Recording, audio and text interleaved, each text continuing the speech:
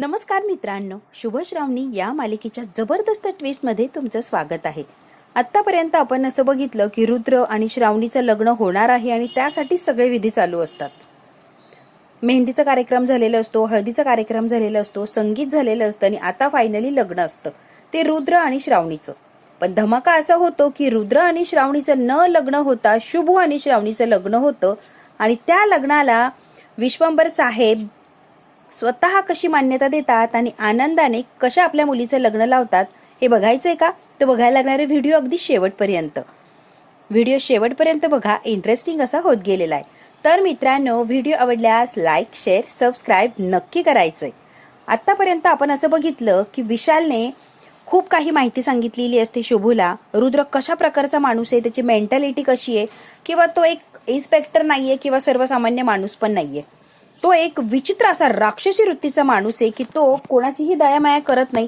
त्याला जे हवं असतं ते साध्य करण्यासाठी तो कुठच्याही थराला जातो. रुद्रने आता शुभूला डांबून ठेवलेलं असतं. त्यामुळे विशालला सांगितलेलं असतं की रुद्र जाताना सांगून गेलेलं असतो, हा जर बाहेर पडला, म्हणजे शुभू जर या रूम मधून बाहेर पडला तर माझ्या इतका वाईट कोणी नसेल, मग माझ्यातला राक्षस तू बघशील. विशाल इतका घाबरतो.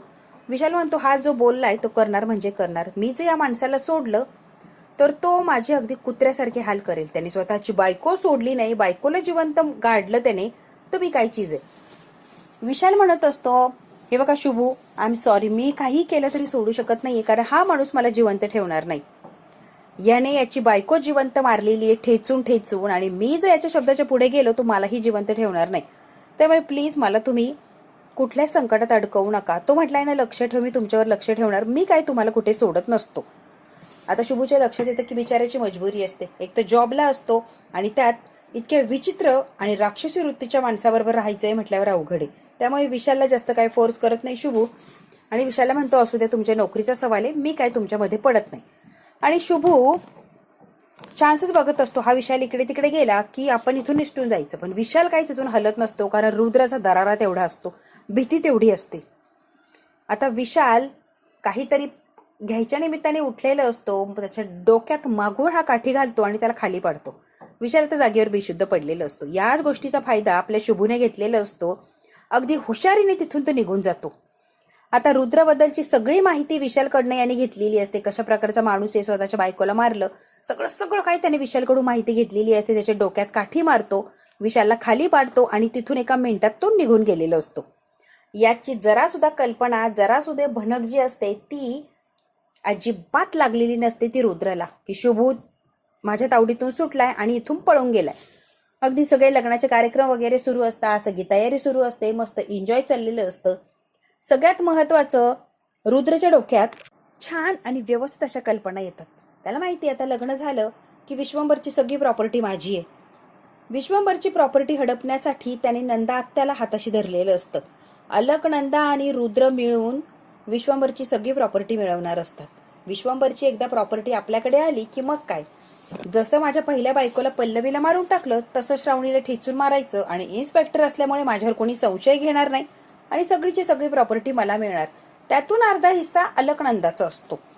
छान असं प्लॅनिंग झालेलं असतं. मस्त प्लॅनिंग मध्ये जगत असतात. आनंदात सगळे कार्यक्रम पार पडत असतात. या सगळ्या गोष्टीचं जरा सुद्धा भनक राहिलेली नसते की शुभू तिथून सुटू शकतो, शुभू येऊन सगळ्या प्लॅनचा पचका करेल. काहीच नाही. रुद्राला इतकी घमेंट असते की माझ्या तावडीतून शुभू सुटणं अशक्य आहे. शुभू जेव्हा विशालला मारतो, शुभू त्याला उचलतो आणि त्याच खुर्चीला त्याला बांधून टाकलेलं असतं, जेणेकरून विशाल शुद्धीवर जरी आला तरी रुद्रपर्यंत लवकर बातमी पोहोचणार नाही. सगळं काम झालेलं असेल, मग रुद्रला काय ते कळेल की शुभू इथून फरार झालाय. लग्नासाठी सगळी पाहुणी मंडळी वगैरे जमलेली असतात, गुरुजी आलेले असतात, सगळी तयारी झालेली असते. आता विश्वंभर सुद्धा इतके खुश असतात, लग्नाचे तिथे छान असे तयार होऊन आलेले असतात आणि एकंदरीत सगळंच वातावरण अगदी आनंदाचं असतं. आता मंगलाष्टकांना सुद्धा सुरुवात होते. आता गुरुजी म्हणतात की तुम्ही दोघं एकमेकांना हार घाला. श्रावणी आता रुद्रला हार घालायला लागलेली असते. तेवढ्यात काय शुभू जोरात ओरडतं की थांब, याला हार घालायची गरज नाही, याची लायकीच नाहीये, तू त्याच्याशी लग्न करावं किंवा विश्वंभर साहेबाचा हा जावई व्हावा. विश्वंभर साहेब म्हणतात, तुझी लायकी आहे का माझ्या पोरीच्या लग्नात यायची? इथून एका मिनिटात चालतं व्हायचं. साहेब मी काय म्हणतोय जरा ऐकून घ्या आणि मग काय तुम्हाला म्हणायचंय ते म्हणा. शुभू तू एक मिनिटही इथे थांबू शकत नाहीये. नाही, मी जे बोलणार आहे ते ऐकायचं आणि मगच मी इथून जात असतो. हा रुद्र हा माणूस नाहीये, हा राक्षसी वृत्तीचा विचित्र विक्षिप्त असा माणूस आहे. श्रावणीशी लग्न प्रेमापोटी नाही तर सूड उगवण्यासाठी करतोय. त्याला फक्त आणि फक्त तुमची प्रॉपर्टी हडपायची आहे म्हणून तो तुमच्या पोरीशी लग्न करतोय. आणि लग्न झालं की थोड्याच दिवसात श्रावणीला जिवंत मारणार. जसंच साहेब त्याने त्याच्या पहिल्या बायकोला मारले, पल्लवीला अगदी ठेचून ठेचून हातोडीने ठेचून ठेचून त्याच्या बायकोला मारलंय, तसंच श्रावणीची हालत करणार आणि सगळी प्रॉपर्टी स्वतःच्या नावावर करणार. त्यामुळे तुम्ही या रुद्रवर विश्वास ठेवू नका. आता इतकं तिने पोट तिडकीने सांगितलेलं असतं की रुद्र असा आहे तसा आहे, पण साहेबांच्या नजरेमध्ये फार ग्रेट असतो तो. साहेब सहजासहजी विश्वास नाही ठेवत. रुद्र इतका मारतो शुभूला, कारण त्याच्याकडे पावर असते, इन्स्पेक्टर असतो आणि त्यात माझं लग्न मोडतोय, रागत असतोच आणि माझं लग्न मोडतो, मला एक्सपोज करतो, याचं तोंडच बंद झालं पाहिजे. इतका मारलेला असतो. शेवटी आता मारून मारून त्याला पोलिसांच्या ताब्यात देतात. साहेब तुम्ही नका बघू, याचं काय करायचंय मी बघतो की. रुद्र म्हणतो इतक्या वेळा ह्या माणसाला मी बांधून टाकलं, हाकलून देण्याचा प्रयत्न केला, हा सुटूनच कसा आला. रुद्राला कळतच नाही की हा शुभू इथून सुटलाच कसा. त्याला कल्पनाच नसते की हा इतका पक्क्या त्याची सिक्युरिटी केलेली असते, डांबून ठेवलेला असतो, मग हा पळूनच कसा आला. विश्वंभरला खूप वेळा सांगण्याचा प्रयत्न केलेला असतो, मार खाताने सुद्धा तुम्ही श्रावणीच्या आयुष्याची वाट लावताय, तिचं वाटोळं करताय, प्लीज तुम्ही याच्याशी लग्न लावून देऊ नका. पण विश्वंभर काही ऐकायला तयार नसतो. त्याला माहिती आहे इन्स्पेक्टर आहे, चांगल्या पोस्टवर आहे, तो माणूस म्हणून सुद्धा चांगला आहे आणि मुळात म्हणजे श्रावणीने होकार दिलाय, लग्नाला नाही म्हणण्याचं काही पॉइंटच नाहीये. अगदी बिंदास असं लग्न लावून द्यायचं असतं. रुद्र खूप मारतो शुभूला. शुभू सुद्धा मारण्याचा प्रयत्न करतो, पण इन्स्पेक्टरला जर मारलं तर जेलमध्ये जाणार. शुभू फक्त मार खात असतो, खूप मार खाल्लेला असतो. शुभूच्या आता लिमिट संपलेली असतात मार खाण्याची. शुभू उठतो आणि असा काय रुद्राला तुडवतो, इतका तुडवतो की बस, लग्न मी होऊच देणार नाहीये, माझा जीव गेला तरी हे लग्न मी नाही होऊ देणार आहे, माझ्यावर विश्वास ठेवा साहेब, हा दिसतो तसा माणूस नाहीच आहे. शेवटी रुद्राने पावरचा वापर केलेला असतो. काही मिनिटातच इन्स्पेक्टर आलेले असतात त्यांची गाडी वगैरे घेऊन आणि शुभूला लगेच ताब्यात घेतात. इतकी धुलाई करा की हा महिनाभर तरी जागेवर उठला नाही पाहिजे. आता सगळ्याच गोष्टीने अडकून बसलेला असतो शुभू. इन्स्पेक्टरला मारलं त्याच्यामुळे तो काही जेलमधून सुटत नसतो आणि माझं लग्न मोडण्याचा प्रयत्न केला ही गोष्ट तर वेगळीच. शुभू काही झालं तरी जेलमधून बाहेर येणार नाही याची काळजी बरोबर घेतलेली असते रुद्रने. जे इन्स्पेक्टर लोक आलेले असतात ते आता आपल्या शुभूला अरेस्ट करतात आणि घेऊन चाललेले असतात. शुभूला इतकी श्रावणीची काळजी असते आणि श्रावणीला सुद्धा शुभूची असते. फक्त वडिलांच्या प्रेमासाठी ती काळजी दाखवत नाही आणि गुपचूप अशी उभी राहिलेली असते. शेवटी आता पोलीस शुभूला घेऊन चाललेले असतात. शुभू सुद्धा काही कमी नसतो, पोलिसांची सुद्धा नजर चुकवतो आणि त्या गाडीतून पळ काढतो. तिथून तो फरार झालेला असतो. पोलीस खूप शोधतात, शुभू काय त्यांच्या हाताला लागलेला नसतो. इकडे आता लग्न सुरू होतं, परत सगळे विधी सुरू झालेले असतात, सगळं कार्यक्रम सुरू झालेला असतो. आता मात्र गळ्यात मंगळसूत्र घालायचं असतं आणि भांगेत कुंकू भरायचं असतं आणि 7 फेरे. एवढं झालं की लग्न परफेक्ट झालेलं असतं, एवढंच बाकी राहिलेलं असतं. शुभू मागचा पुढचा विचार करत नाही आणि रुद्रच्या डोक्याला डायरेक्ट बंदूक लावतो. आता मात्र रुद्र घाबरतो. इतक्या वेळेला हकलवलं, इतक्या वेळा इथून काढून देण्याचा प्रयत्न केला, पण हा काय ऐकायला तयार नाहीये. म्हणजे हा काय आपलं ऐकणार नाही हे रुद्रच्या लक्षात आलेलं असतं. अगदी गप्प बसलेलं असतं रुद्र, काही एक हालचाल करत नाही, कारण हालचाल केली तर गोळी घालणार. श्रावणीच्या सुखासाठी हा मला मारेल आणि स्वतः जेलमध्ये जाईल, पण श्रावणीला सुखी करेल याची आयडिया आलेली असते आता रुद्रला. त्याच्या डोक्याला बंदूक लावलेली असते आणि स्वतः शुभूने फेरे घेतलेले असतात, मंगळसूत्र घातलेलं असतं आणि श्रावणीच्या डोक्यात श्रावणीच्या भांगेमध्ये कुंकू सुद्धा भरलेलं असतं. खरं तर शुभू आणि श्रावणीचं अशा प्रकारे लग्न झालेलं असतं. खरं काय हे सगळं काही वदवून घेतलेलं असतं रुद्रकडून. विशालने सुद्धा सांगितलेलं असतं. सगळंच सत्य आता साहेबांच्या समोर आलेलं असतं की रुद्र कशा प्रकारचा माणूस आहे, दिसतो तसा नाहीच आहे आणि स्वतःच्या बायकोचा खून केलाय. त्यामुळे रुद्रला एका मिनिटात जेल होणार, तेही जन्मठेप, यात काही वादच नाही.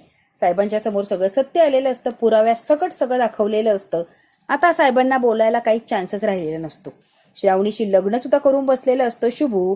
आता मात्र स्वीटी जी असते ती तोंडावर पडलेली असते.